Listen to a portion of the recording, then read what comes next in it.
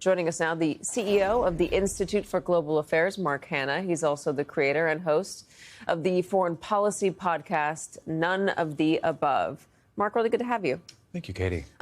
Okay, so where are you on the pushing us away from democracy and closer to authoritarianism timeline? Yeah, it's hard to keep track. There are all these different milestones on that timeline, and, is that necessarily our destination? Who knows? But it is interesting to see with the news of Charlie Kirk's firing, with the news of Jimmy Kimmel's firing, it's exactly those countries that we are typically lecturing about freedom of the press, freedom of expression, that are now in a position with some, smirking to be lecturing us about that. And, we just saw the Germany's journalists union coming out talking about the coercive power of the federal government and the Trump administration here.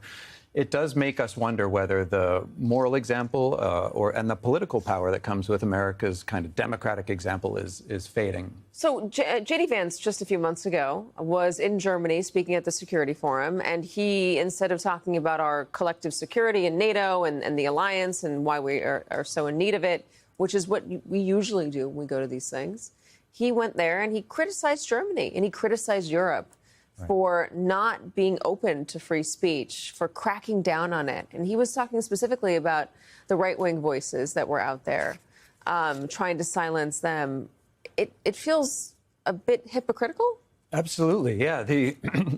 We in the United States, J.D. Vance in the vice presidency, is doing exactly what he critiqued Germany for doing, right? He's going after left-wing voices more than right-wing voices.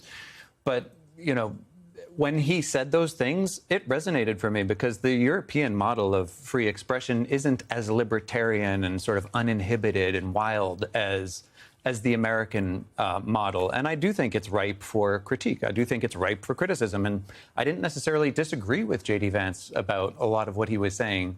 But then when he's using the power of the FCC, a federal government agency that grants licenses, when he's using the power of the federal, of the Department of Justice to coerce media companies that should have free range to operate, it does smack of hypocrisy. So when we look at this and we look at where we are on the timeline, I know it's hard to tell. We're in the fog of it all. There have been comparisons to Hungary and to Turkey. Comparisons about how free speech was cracked down on, comparisons about how media was strong-armed, how friendly, very rich people, billionaires, would buy media companies, and then slowly, before they quickly aligned them to the political viewpoint of those in power. Do you see a parallel to what's happening here compared to what's happening there? With the merger and acquisition of CBS News by, friendly voices close to Trump.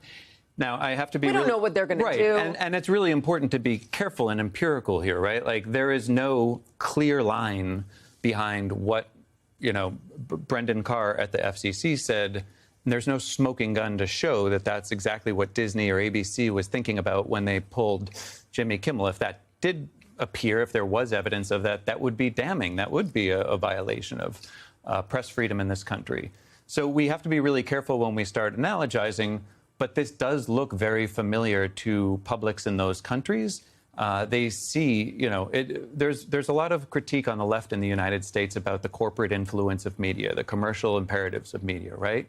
And those are fair. But one thing that guards against is too much government interference. If you have powerful media companies that are able to defend themselves with expensive lawyers and other things against government interference, that's a good thing, right?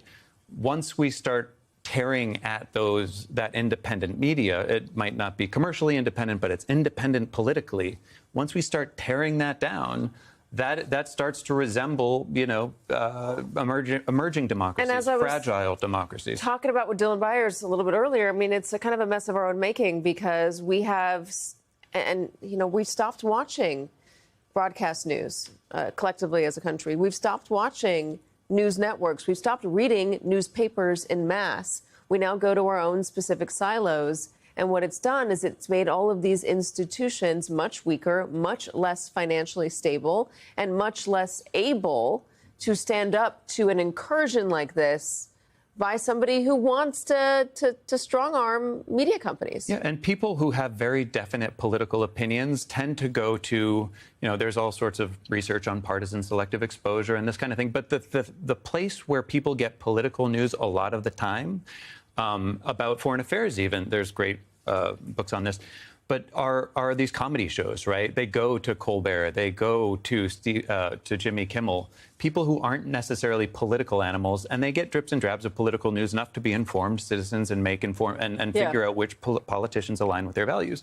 And so by taking away the people that have these mass audiences, by people who attract these mass audiences, you're doing a disservice to democracy. It's also a disservice to the value of satire. And Brendan Carr, the FCC chair, 3 years ago said this when Biden was in office: political satire is the oldest and most important form of speech.